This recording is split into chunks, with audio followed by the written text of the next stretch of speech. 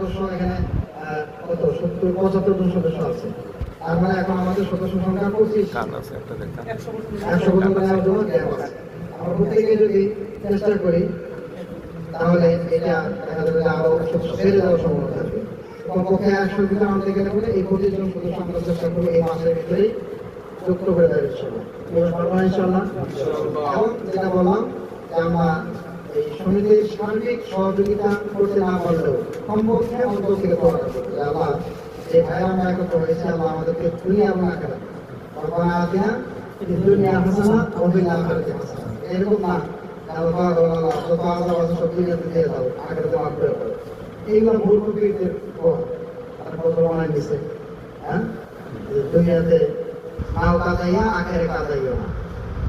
আল্লাহ যদি কাদাই কাউকে দুনিয়াতে তার কোনো উপায় আছে না, উপায় না। একজন সাহাবী অসুস্থ হয়ে একবার পাখির মতো হয়ে গেছে, নবীজি তাকে দেখতে গেছেন, বলছেন তুমি কোন দোয়া করছো কিনা? বলছে হ্যাঁ। কি দোয়া? সে এই জাতীয় দোয়া করছে যে কষ্ট যা আছে দুনিয়াতে দিয়ে দাও, আখিরাতে যেন না হয়।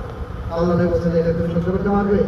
তুমি এটা বলতে পারবো রব্বানা আতিনা ফিদ দুনিয়া হাসানা ওয়া ফিল আখিরাতি হাসানা ওয়া কিনা আযাবান নার। আল্লাহ দুনিয়াতেও মঙ্গল দাও, আখিরাতেও মঙ্গল দাও এবং জাহান্নাম থেকে বাঁচায় দাও। এই দোয়া করার পর তিনি সুস্থ হয়ে গেছে। সুবহানাল্লাহ। এজন্য আমরা কখনোই এটা বলবো না যে দুনিয়াতে কত কষ্ট হয় হোক, এটা সমস্যা না, এটা পোষায় না নেওয়া। অনেকে সবর করতে হবে, আল্লাহ ধৈর্য দাও না, ধৈর্যের পাশে কষ্ট আছে, মনে রাখবে। ধৈর্য তো না করা, বরং যদি চলে আসে কোনো বিপদ সেক্ষেত্রে অসব থাকা করা। কথা কি বলতে পারলাম কিনা? কখনো আপনি যে এই ক্ষতি ছিল সমিতির একটা ক্ষতি হয়ে গেল, হ্যাঁ, তখন ধৈর্য ধরা তো না, এই না। আল্লাহ সমিতির ভিতরে বিপদ দান করে। যদি কোনো বিপদ চলে আসে না, আল্লাহ না করে, আমরা চাই না, সেই ক্ষেত্রে ধৈর্য ধরে পাবো, এরকম পাওয়া যায়।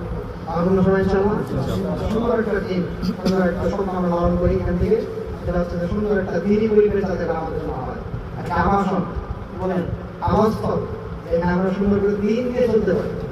কি বলেন? এই দেশে মনে করেন বিচার নাই, সেটা আমরা দেখতে পাচ্ছি না।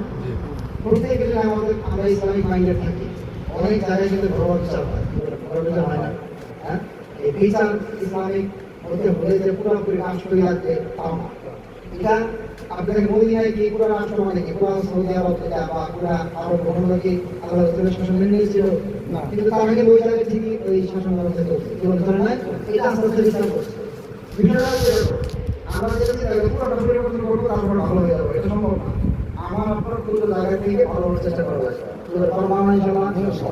আমাদের যে উদ্যোগ এটাকে বড় আকারে চিন্তা ভাবনা করতে, এরকম সংযোগ দিচ্ছি 2 টাকা লাভ হবে, আবার এখান থেকে